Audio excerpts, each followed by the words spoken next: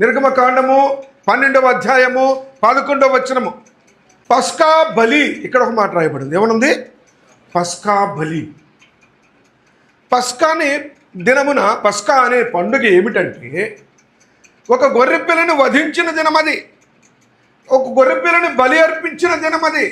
ఎందుకు బలి అర్పించినారు, ఎందుకు ఈ కార్యము చేస్తున్నాడు? అదే 12వ అధ్యాయము నిర్గమకాండము 13వ వచనంలో చూస్తే ఆ బలి యొక్క ప్రత్యేకత ఏం రాయబడుతూ వచ్చినది. మీరున్న ఇండ్ల మీద ఆ రక్తము మీకు గుర్తుగా ఉండును, నేను ఆ రక్తమును చూచి మిమ్మును నశింపజేయను, మిమ్మును నశింపజేయను. అది బహుభయంకరమైన దినం. అది యెహోవా ఉగ్రత దినం. ఐగుప్తు మీదకి మరి తెగులు వచ్చిన దినం, ఐగుప్తు మీదకి మరణం వచ్చిన దినము, ఇంటింట తొలిచూలు చనిపోయిన దినం అది.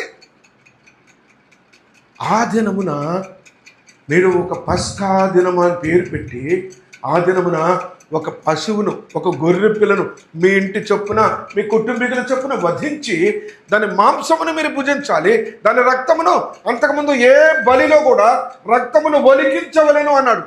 ఇక్కడ అన్నాడు మీ ఇండ్ల మీద అది గుర్తుగా. అమ్మ చదవండి అమ్మ, అటు పూర్తి చేయండి అమ్మ. ఆ రక్తమును చూచి మిమ్మును నశింపచేయక దాటిపోయేదను, ఐగుప్తు దేశమును పాడు చేయుచుండగా సంహరించుటకు తెగులు మీ మీదికి రాదు.